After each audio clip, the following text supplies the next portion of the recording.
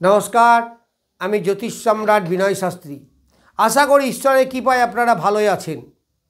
আমি প্রতিদিনের মতো আজও একবার বলে দিই আমার বিজ্ঞপ্তি যে আমি প্রত্যেক মাসের শেষ দিনে একটি ভিডিও তৈরি করব এবং 1 তারিখে আপলোড করব। সেটা প্রশ্ন উত্তর পর্ব। আপনারা সারা মাসে যে জন্ম তারিখ জন্ম সময়গুলো দেবেন তাদের মধ্যে সিলেকশন করে কয়েকজনের একটি মাত্র প্রশ্নের উত্তর আমি দেব। একটা প্রশ্ন করবেন কমেন্ট বক্সে, নট হোয়াটসঅ্যাপে। এর জন্য আপনারা পুরো নাম, কোথা থেকে লিখছেন, date of birth, time of birth, place of birth, এই ডেটাগুলো দেবেন। তাদের কিছু জনের প্রশ্নের উত্তর আমি দেব। অনেকেই প্রশ্ন করেন, রিকোয়েস্ট করেন, খারাপ লাগে, উত্তর দিতে পারি না। আসলে সমগ্র ছক বিচার না করে কোনো প্রশ্নেরই উত্তর দেওয়া যায় না। তো যাদের প্রয়োজন আছে, যারা আগ্রহী, অবশ্যই দেবেন, আমি নিশ্চয়ই উত্তর দেব। যাই হোক, আজকে আমার ভিডিওর আলোচ্য বিষয় খুব ইম্পর্টেন্ট, দাম্পত্য জীবন। প্রথমেই বলি, এই দাম্পত্য জীবন বিচার হয় কোন ঘর থেকে? আমাদের যে 12টা ঘর আছে, এই 12টা ঘর থেকে, ঘরের মধ্যে কোন ঘর থেকে বিচার হয়? সপ্তম ভাব থেকে, অর্থাৎ লগ্নের ঠিক অপোজিটে যে ঘরটা আছে সেই ঘর থেকে। এটা আপনারা বোঝেন, ছকটা মোটামুটি বোঝেন। আর গ্রহ হিসাবে শুক্র এবং মঙ্গল, এই দুটি গ্রহ এবং একটি ভাব যদি বলবান না হয় তাহলে দাম্পত্য জীবন ভালো হয় না। তবে লগ্নের বলবত্তা কিন্তু সর্বদাই বেশি। কারণ লগ্ন যদি বলবান হয় অনেক অশুভত্বকে নষ্ট করতে পারে, অর্থাৎ নেগেটিভিটিকে দূর করে এবং পজিটিভিটি আনয়ন করে। তাহলে লগ্নের সপ্তম ঘর, লগ্ন যদি আমি হয়, আমার সপ্তম ঘর হচ্ছে আমার স্ত্রী।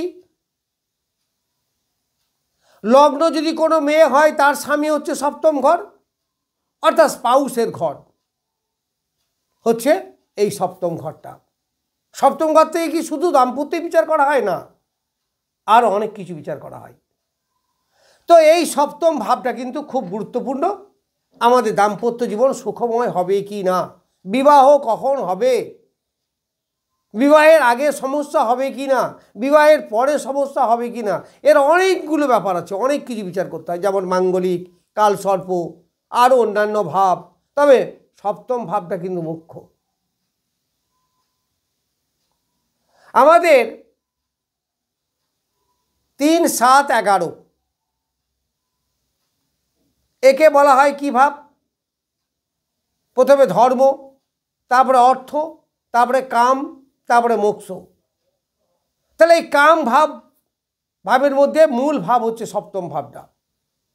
শুধু সপ্তম ভাবের বলবত্তার উপরেই ডিপেন্ড করবে আপনার দাম্পত্য জীবন কেমন হবে। এছাড়া বিবাহের পরের জন্য নবাংশ বিচার করতে হবে, সেটা আমি পরে একদিন বলবো, অত একসঙ্গে বলে গুলিয়ে যাবে। তাহলে প্রথমেই দেখব আপনার সপ্তম পতিটা কত বলবান। ধরা যাক আপনার মেষ লগ্ন, তাহলে সপ্তম পতি শুক্র, কারণ তুলা হবে সপ্তম।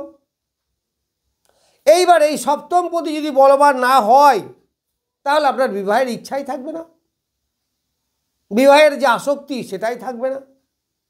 আর সপ্তম পতি যদি বলবান হয় তাহলে বিবাহ আপনার খুব আগ্রহ থাকবে, বিবাহের জন্য আপনি আকুল হয়ে পড়বেন। সে তো বিবাহ হবে, বিবাহের জন্য জাতকের কি হবে?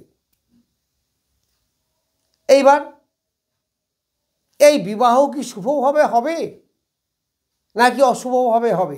এই সপ্তম পতি যদি বলবান হয়, এই সপ্তম পতি যদি শুভ নক্ষত্র পায়, ভালো নক্ষত্র পায়, তাহলে নিশ্চিত দাম্পত্য জীবন আপনার ভালো হবে। এই সপ্তম ভাবে যে গ্রহটি বসে আছে সেই গ্রহটির বলবত্তার উপরেও অনেক কিছু নির্ভর করে। যেমন শনি, কেতু, রবি, বুধ, এই ধরনের যদি গ্রহ থাকে তাহলে দাম্পত্য জীবন সুখের হয় না। আবার এই জায়গাগুলো যদি বৃহস্পতির দৃষ্টি থাকে, বা শুক্রের দৃষ্টি থাকে বা শুক্রের অবস্থান হয় বা শুভ গ্রহের দৃষ্টি থাকে বা অবস্থান হয়, তাহলে দাম্পত্য জীবন আপনার সুখের হবে, বিবাহ আপনার শান্তিপূর্ণভাবে হবে। এইবার নবাংশের সপ্তমটাকেও দেখতে হবে। এইবার ধরা গেল, আপনি ধরে নিলাম সপ্তমটা আপনার ভালো, তাহলে আপনার দাম্পত্য জীবন সুখের হবে, একটা অংশ বলা গেল।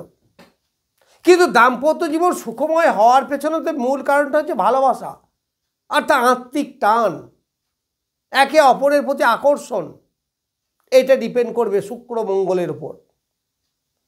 ছেলেদের যদি শুক্র ভালো হয় তাহলে তার স্ত্রী ভালো হবে, তার স্ত্রী আকর্ষণীয় হবে, তার স্ত্রী মানুষ হিসাবেও ভালো হবে।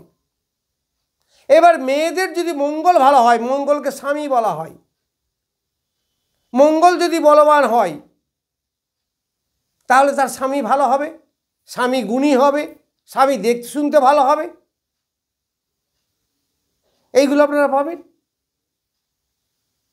এই জন্যই বলা হয় যে মাঙ্গলিক হলে মেয়েদের পক্ষে সমস্যা হয়, কারণ মেয়েদের মঙ্গল তো স্বামী।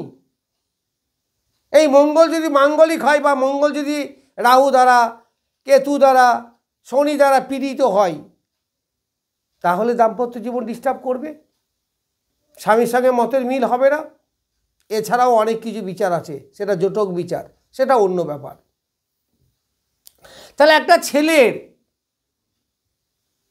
দাম্পত্য জীবনে দেখব প্রথম শুক্র, শুক্রের বলবত্তা কতটা। এইবার আমার সপ্তম হচ্ছে আমার স্ত্রী, তাহলে স্ত্রীর ভালোবাসা কোথায়? সপ্তমের পঞ্চম, তাহলে সপ্তম, অষ্টম, নবম, দশম, একাদশ। একাদশ যদি ভালো হয় তাহলে জানবেন যে আপনার স্ত্রী বা স্বামী আপনাকে ভালোবাসে। আর একাদশ যদি পাপ পীড়িত হয় তাহলে সেই রকম আকর্ষণ থাকবে না। তাহলে আমার ভালোবাসা যদি আমার পঞ্চম ঘর হয়, তাহলে আমার স্ত্রী বা স্বামীর ভালোবাসা কোথায় হবে? সপ্তমের পঞ্চম, একাদশ। তাহলে দাম্পত্য জীবনের সঙ্গে জড়িত আছে লগ্নের সঙ্গে, লগ্ন সপ্তম তো বললামই, পঞ্চম, অর্থাৎ পঞ্চম ভাব এবং সপ্তমের পঞ্চম মানে একাদশ ভাব। এবার চতুর্থ যে সংসার,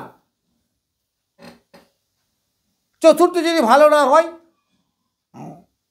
তাহলে শ্বশুর শাশুড়ি বা বাবা ইত্যাদি নিয়ে যে সংসার, সন্তান, সেই সংসার সুখের হবে না।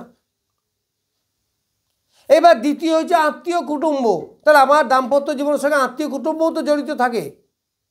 অনেক স্ত্রী আত্মীয় কুটুম্ব দেখলে বিরক্ত হয়, তাদের স্বামীর সঙ্গে মতান্তর তৈরি হয়। এর জন্য অর্থেরও প্রয়োজন আছে দাম্পত্য জীবন সুখের জন্য, তাহলে আমার দ্বিতীয় ভাবের প্রয়োজন আছে। তাহলে দাম্পত্য জীবন সুখময় হওয়ার জন্য লগ্ন, দ্বিতীয়, পঞ্চম, সপ্তম এবং একাদশ ভাব এইগুলো ভালো হতে হবে। এবার বাধা কি হবে? বাধা হবে ষষ্ঠ ভাব। আপনি মিলিয়ে দেখবেন ষষ্ঠ ভাবে যদি শুভ গ্রহ না থাকে বা শুভ গ্রহের দৃষ্টি না থাকে তাহলে দাম্পত্য জীবন সুখের হবে না। এ তো গেল বিয়ে পর্যন্ত বা বিয়ের পরে 5-7 বছর 10 বছর সন্তান হওয়া পর্যন্ত। তারপরে দেখবে স্বামী স্ত্রীর মধ্যে আকর্ষণ কমতে থাকে। তাই তখন কে কন্ট্রোল করবে? তখন কন্ট্রোল করবে বৃহস্পতি। এইবার দাম্পত্য জীবনে বৃহস্পতির ভূমিকা এলো, নবাংশের ভূমিকা এলো। যদি বৃহস্পতি ভালো হয় তাহলে দেখবেন একটা সন্তানাদি হওয়ার পরে পরবর্তীভাবে তাদের সুন্দর শান্তময় সুখময় একটা দাম্পত্য জীবন তৈরি হয়েছে, যদি আপনার ছকে বৃহস্পতি ভালো হয় বা বৃহস্পতি ভালো পজিশনে বসে। বাকি জীবনটা বৃহস্পতি কন্ট্রোল করবে। তাহলে বিবাহ হওয়া পর্যন্ত বা বিবাহের হওয়ার সন্তান পর্যন্ত শুক্রের ভূমিকা একটা দাম্পত্য জীবন কতটা সুখের হবে। তারপরে আমৃত্যুকাল পর্যন্ত ভূমিকা হচ্ছে বৃহস্পতির ভূমিকা। এই দাম্পত্য জীবনে ষষ্ঠ ভাবের ভূমিকা কি? দেখো, সপ্তমের দ্বাদশ হচ্ছে ষষ্ঠ ভাব, তাহলে সেখানে ষষ্ঠ ভাবেরও ভূমিকা আছে। এভাবে বলতে গেলে অনেক বলতে হয়। এবার লগ্নের দ্বাদশ ভাব থেকে আমাদের শয্যা সুখের বিচার হয়। তাহলে লগ্নের দ্বাদশ ভাব যদি ভালো না হয়, সব কিছু ভালো হওয়া সত্ত্বেও দেখবেন স্বামী স্ত্রীর যে আকর্ষণ, যে সেক্সুয়াল ব্যাপারটা, সেটা ভালো হবে না। যত ঝামেলা গিয়ে বিছানায়, যত ঝগড়া গিয়ে বিছানায়, এইগুলো দেখা যাবে। তো এইভাবে দাম্পত্য জীবনকে বিচার করতে হবে। আরও বলতে গেলে অনেক ভিডিও বড় হয়ে যাবে, অনেক কিছু বলতে ইচ্ছা করছে কিন্তু বলতে পারছি না, কারণ আপনারাই বলেন ভিডিও অত বড় হলে বিরক্ত লাগে। যাই হোক, দাম্পত্য জীবন নিয়ে অল্প কিছু আলোচনা করলাম। নমস্কার, আজ এ পর্যন্তই।